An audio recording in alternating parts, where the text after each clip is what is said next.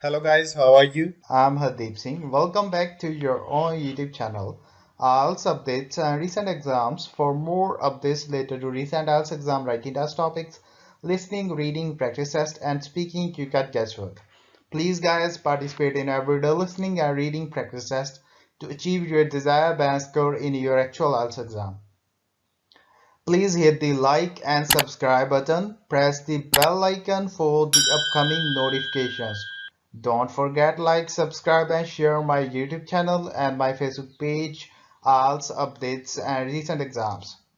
Part 1. You will hear a lecture about crocodiles. First, you have some time to look at questions 1 to 5.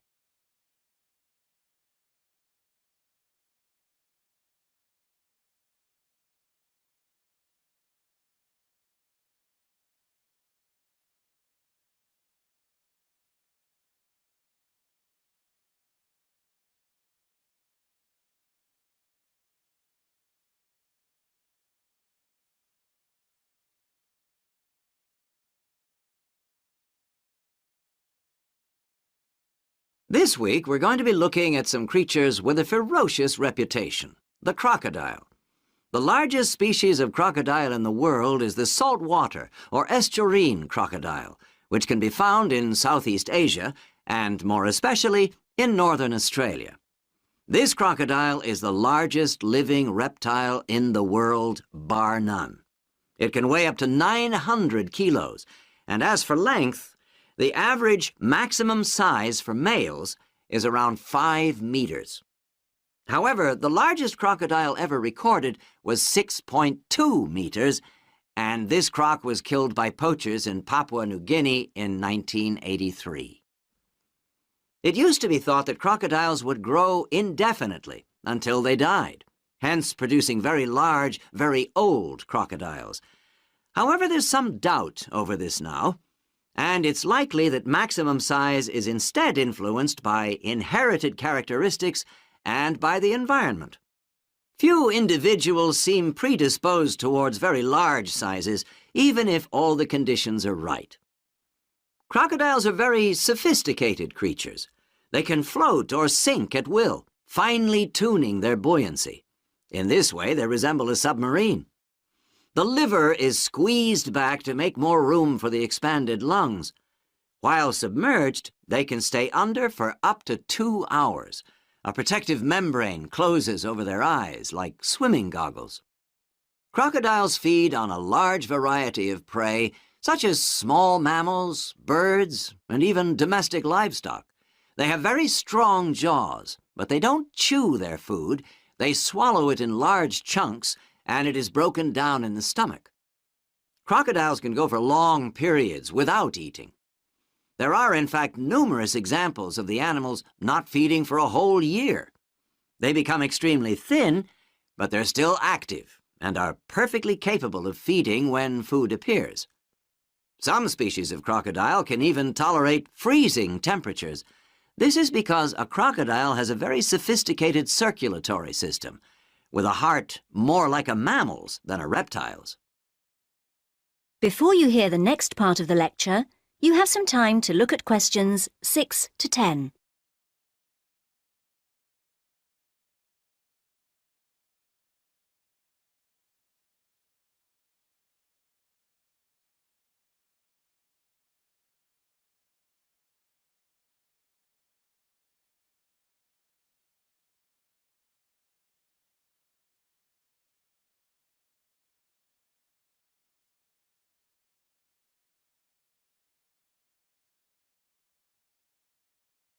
Because crocodiles look like logs of wood, people assume, wrongly, that they will behave in the same way.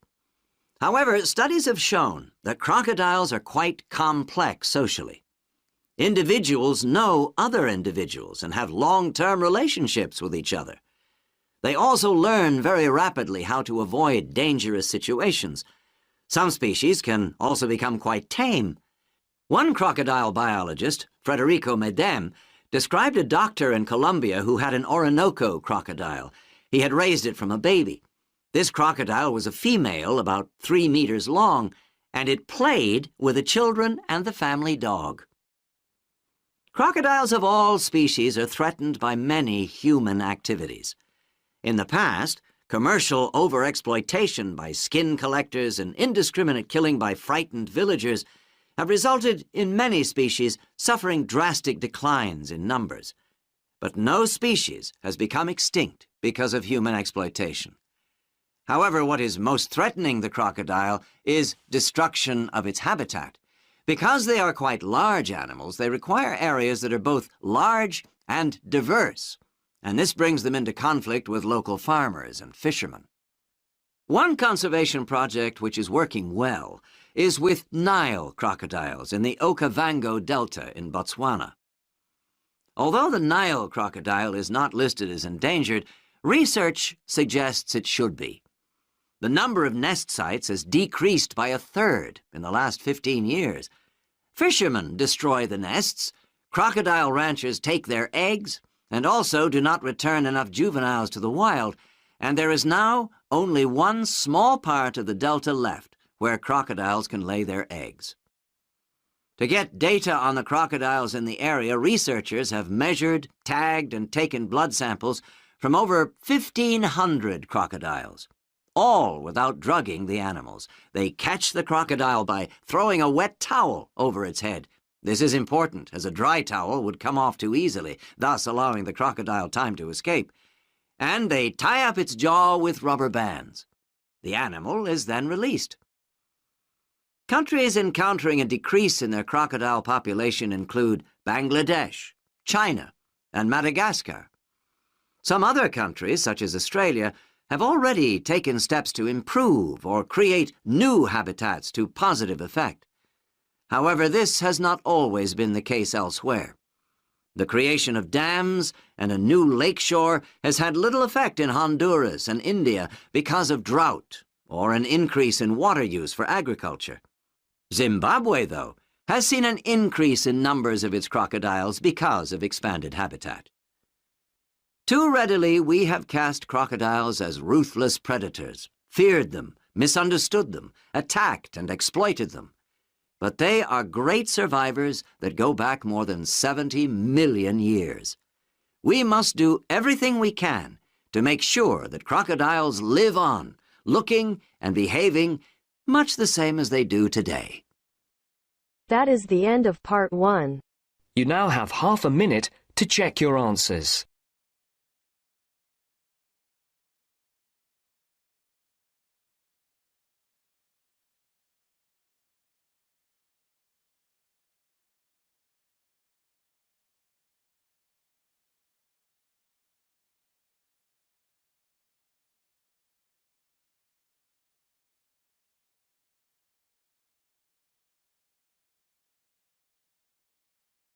Now turns to part 2.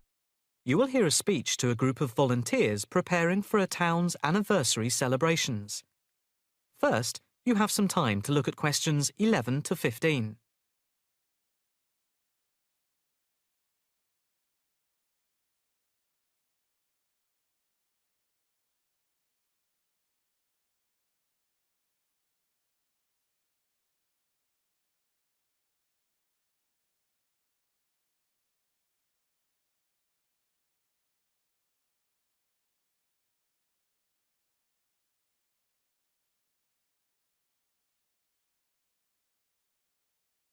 And now for the preparation plans for the town's 250th anniversary celebrations. We are going to follow the same system we had last year, but with a few changes to increase the party spirit. First of all, this time we are going to make the concert on the beach open to everyone without charge. This is because we have been given money by the council for the celebration, and also because last year we had so many problems with keeping people out who had not paid. And on top of this, people will not have to pay for refreshments either, as these are being donated. Right now, we are going to divide into 4 teams. The first one, the beach team, will be responsible for cleaning up the beach on the Saturday morning, picking up litter, bottles, plastic bags, wood, and anything else that's lying around. Everyone is meeting at the beach shop at 8 a.m. It's an early start, but we want to give everywhere a good thorough clean. We have had permission from the council to close the beach to get it ready for the anniversary celebration on Sunday. The second team will be responsible for setting out seating in the square for the speeches and prize giving. Again, an early start is preferable, but the vans with the seats can't be there until 9 a.m. So, shall we say that everyone should meet at the village hall at 9:30? Starting then will allow extra time if the vans are late. Before you hear the rest of the talk, you have some time to look at questions 16 to 20.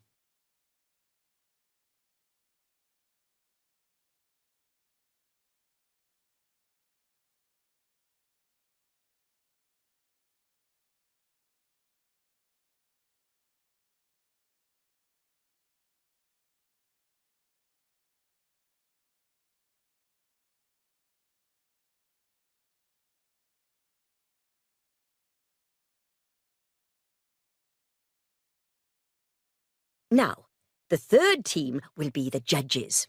For each of the various competitions, we will have 3 judges. On the whole, they will have had experience of judging before.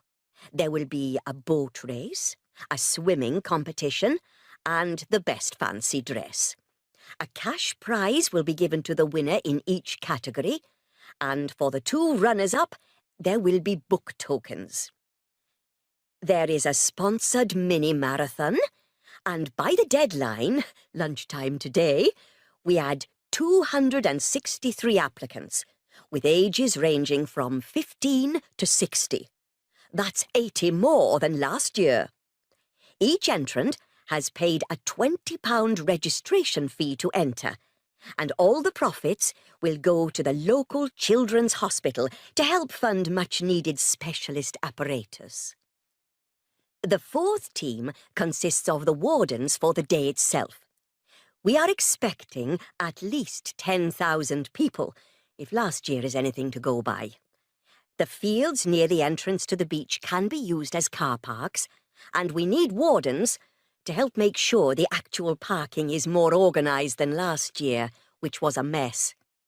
We also need someone to be in charge of the first aid, which will be at the entrance to the beach.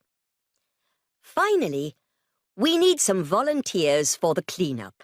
Last year we didn't do this very well, and so the council has agreed to provide large bags to collect all the recyclable material like glass and plastic, etc. But we have to deal with the rest, like leftover food, ourselves. We don't want to leave piles of rotten food around or dangerous bottles. That is the end of part 2. You now have half a minute to check your answers.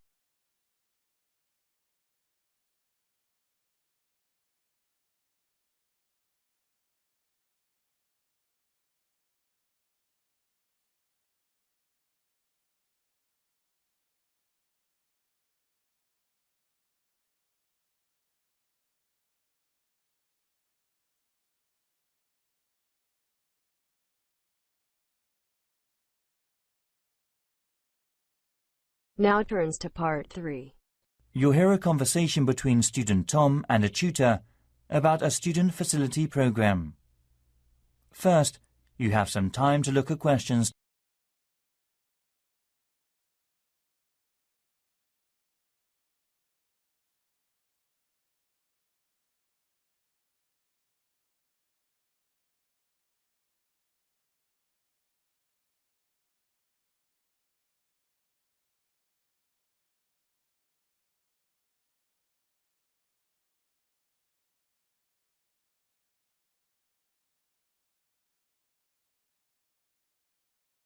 Hello, what can I do for you?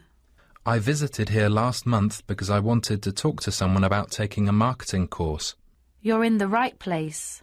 I'm one of the tutors, so I should be able to assist you. Oh, thanks. My name is Tom Daniel. I've decided to apply for a place on the part-time course. A friend of mine took one last term and recommended it to me. It's great. Is there anything I should do before taking the course, like coursework or preparing a portfolio? We gave out a reading list and handbook on induction day. We're helping current students to write a case study and an essay. The word count is over 5,000 words each, but this will be handed out next term. OK, I see. Anyway, could I have a teaching session or trial lesson? Sure, I'll contact the tutor and ask about your request. Thanks.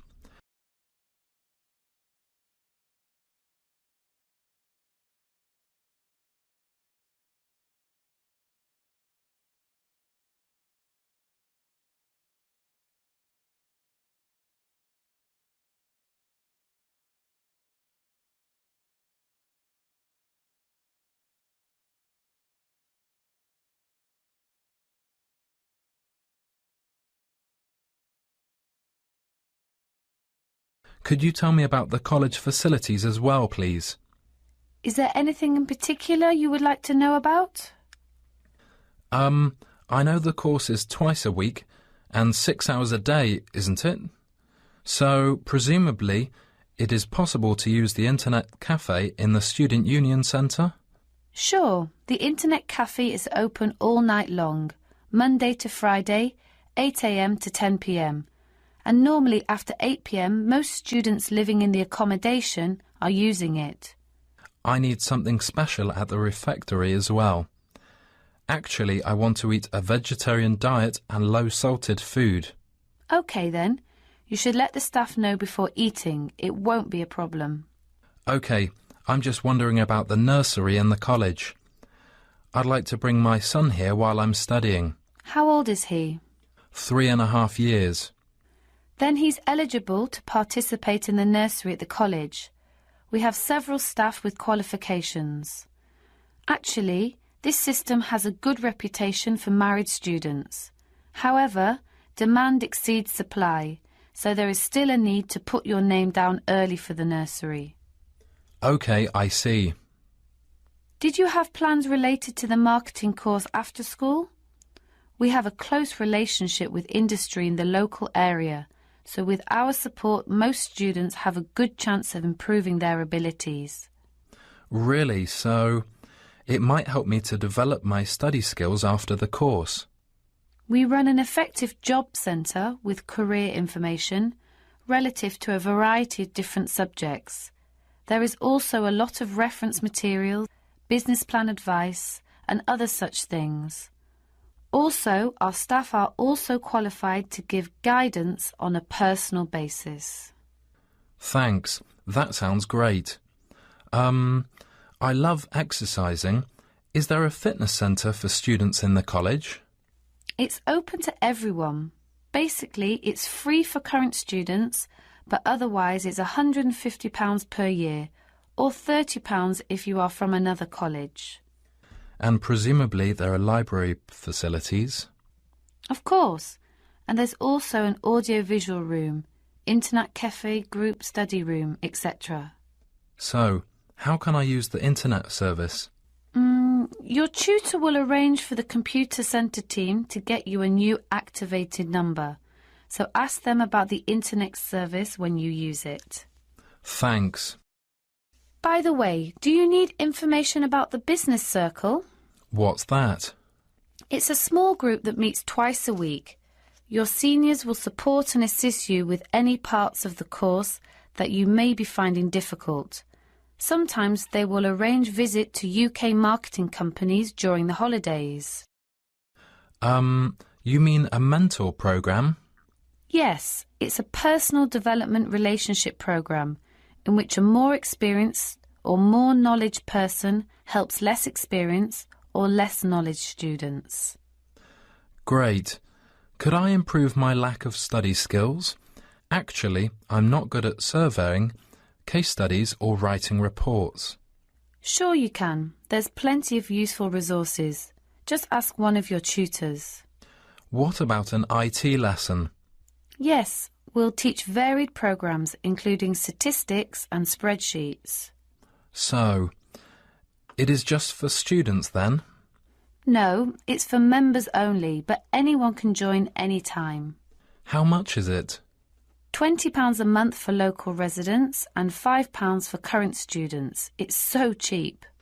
It's very reasonable and helpful, so I'd better fill out the application form. Thanks for all your help. That's all right, any time. See you around. That is the end of part 3. You now have half a minute to check your answers.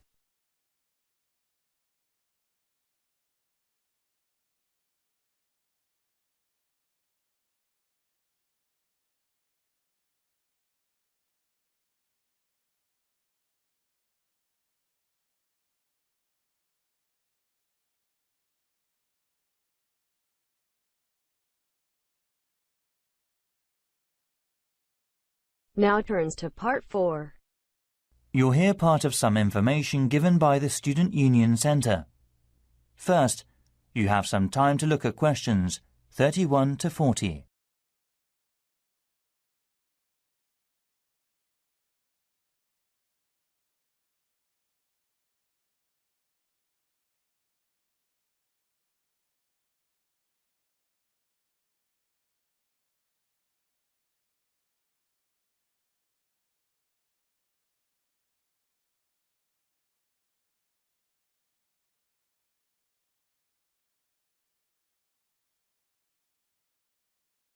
Welcome to Surrey Quay University. Surrey Quay has both physical and geographical advantages. It is also in an urban location and close to Waterloo International Station. The best advantage of Surrey Quay University is that it is within 1 hour of London Central Airport. The university has remarkable research capabilities. We were placed 5th out of 165 universities in last year's research assessment of the UK. We have been supported by government and global corporation companies, especially in subjects like computer science, marketing research, and arts and design. Furthermore, you are able to gain more relevant experience during the holidays by doing a work placement with local industry. I'll now give you some information about how to apply and learn studies about the university directly. If you do decide to make an application, the letter will be sent directly to the Student Union Centre. All student affairs officers, like me, will then send a confirmation letter to you as soon as possible after double-checking them. However, unfortunately, sometimes this process doesn't operate quickly because there are postal problems caused by weather, traffic problems, or the final decision of a head course leader. So the processing period can take 4 to 5 weeks. Also, we'll introduce the current senior students that come from your country, so you can get an objective opinion of the university, academic atmosphere, student support and facilities, and all aspects of student life in advance. UK universities run undergraduate courses for 3 years and master's courses for 1 year, which is different to the American university system. All courses are intensive and involve a lot of group work, especially field studies and presentations. If you decide to choose the Surrey Quay University, applying for accommodation is easy, and we can have a pickup service at the airport, helping you save time and money. We offer 3 kinds of accommodation. They are for international students, exchange students, and long-distance residents in the UK. However, demand will exceed supply like last year, so you absolutely need to fill out the application form as soon as possible. If you plan to live in accommodation outside of the campus, you should apply a little earlier. There is great demand every year. Please remember this proverb: the early bird catches the worm. The luxury accommodations will be filled up months before the launching of the new session. In other words, we'll kick off in October, so you will need to apply between July and August. This year we'll offer a great room fee. Before, the rent was £900 a week, including bills, but now it is only £750 a week. Also, we have equipped a broadband internet service for searching online quickly without any concerns. While living in the accommodation, The accommodation officer will take care of all your needs and will always welcome your visit. And finally, regarding language ability, you can choose two options. The first option is a conversation class for developing oral communication and presentation skills. The cost is included in the main school fee. The second option is a one-to-one class with a qualified TESOL teacher who will help you improve your speaking skills. This option is £20 an hour and classes will be scheduled from Monday to Friday. Improving your language abilities is very important. Unfortunately, around 5% in the bottom line of all current students failed the main course because of low results in the essay and speaking tests. You must not be in this group. Thank you for listening. I hope you enjoy your time here at Surrey Quay. That is the end of part 4. You now have half a minute to check your answers. So guys, don't forget like, subscribe and share my YouTube channel and my Facebook page. IELTS updates and recent exams. For more updates related to recent IELTS exam writing test topics, listening, reading, practice test and speaking, you got guesswork. Please guys, participate in everyday new IELTS listening and reading practice tests to achieve your desired band score in your actual IELTS exam. For more IELTS material, visit my official website www.ieltsupdatesandrecentexams.com. The link is given below in the description. If you need PDF files of latest IELTS material, then please join my Telegram channel. So guys, please write your score below the comment section. Again, thanks for listening. God bless you all guys. Stay tuned, stay safe.